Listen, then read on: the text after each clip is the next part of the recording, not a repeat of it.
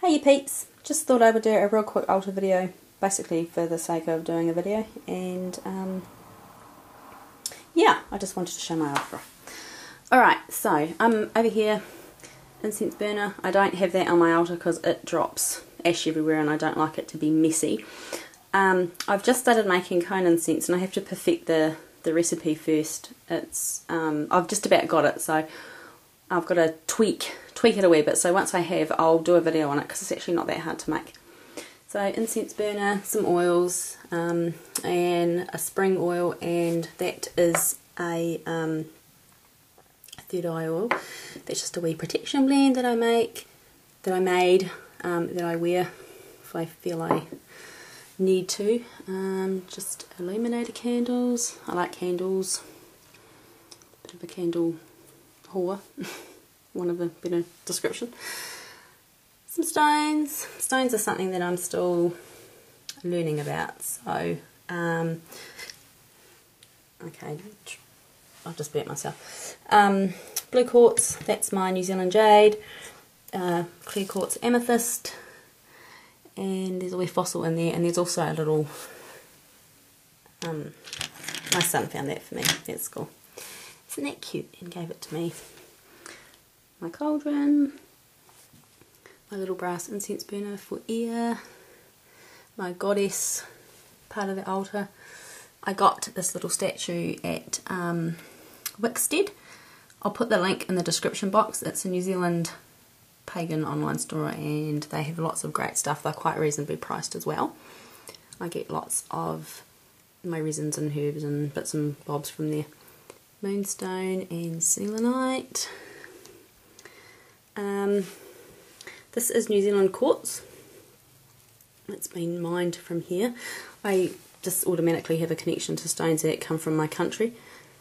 A piece of raw amethyst and an amethyst cluster.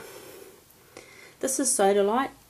I'm just really drawn to the stone and I'm not entirely sure. Like, I haven't worked with it yet, but it could quite possibly be the colour. I'm a real purple freak.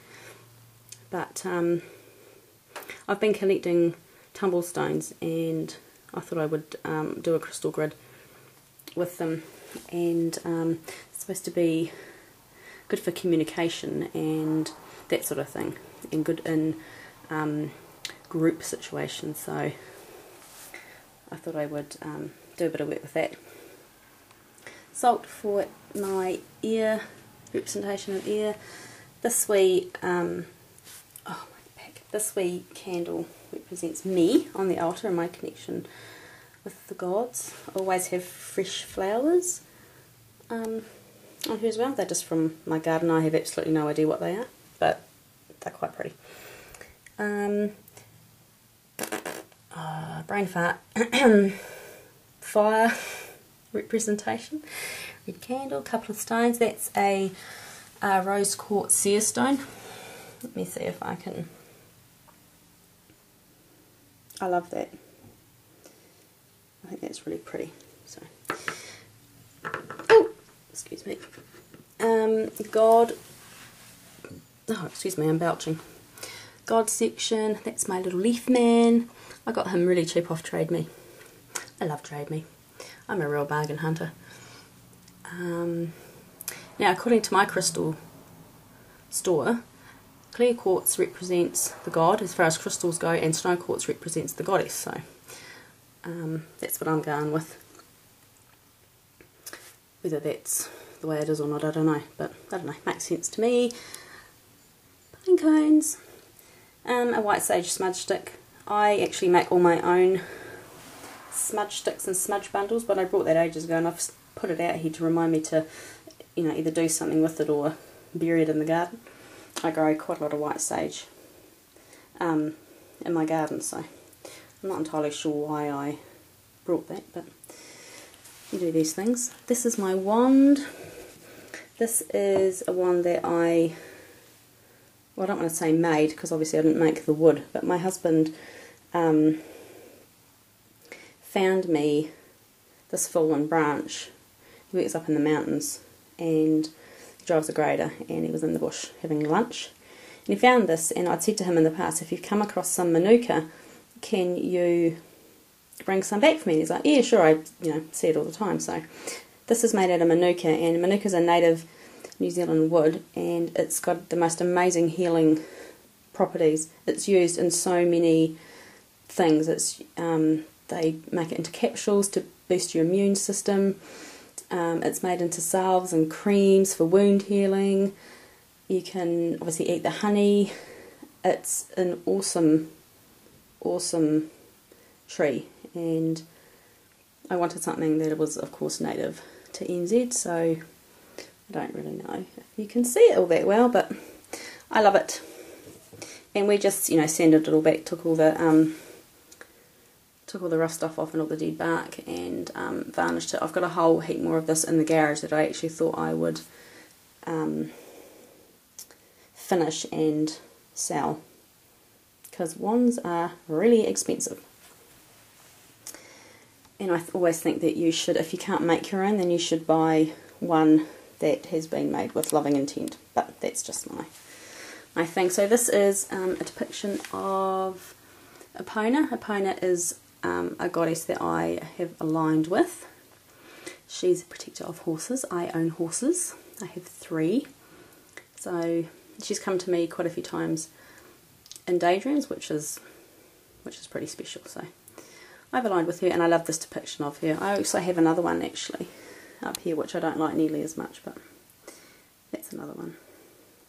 That's my little willow wreath that I made. I went walking by the river one day and got a whole lot of willow and twisted it up and made a wreath, a pentacle wreath out of it. This is azurite. I think I pronounced that right. This is a stone sacred to Epona, and this stuff, man, it's expensive. This was like, now my phone's ringing, I'll ignore that. This was like nearly $10 for that, and it's really little. So, this is my water representation. This is rainwater that actually fell on the new moon, on the full moon, a few months back. So it's got lots of great energies, and I've got a little moonstone in there. If it rains, I've got containers out collecting the water. This is, okay, I'm obviously not home, so just hang up. Oh, fuck's sake. This is a little ceramic pomander jar.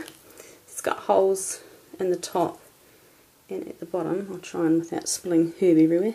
It's got a wee stopper so you can fill it with herbs, and I filled it with a protection blend, and I keep it on here, and I've had that since, well, my mother used to have that when we were kids. I'm not entirely sure how it ended up in my possession, but there you go. And just some more candles. The purple one at the back is my Espark candle that I take outside. So yeah, that's it. I just wanted to do a vid and show. I know there's heaps of altar videos out there. Everyone seems to show off their altars, so I thought I would do mine. And I need some practice with the camera because I'm not very good. I still can't make videos over 10 minutes, so if anyone's got any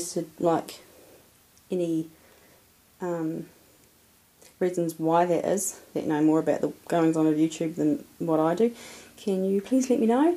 I did the whole text thing. You can said, if you want to make your videos longer than 15 minutes,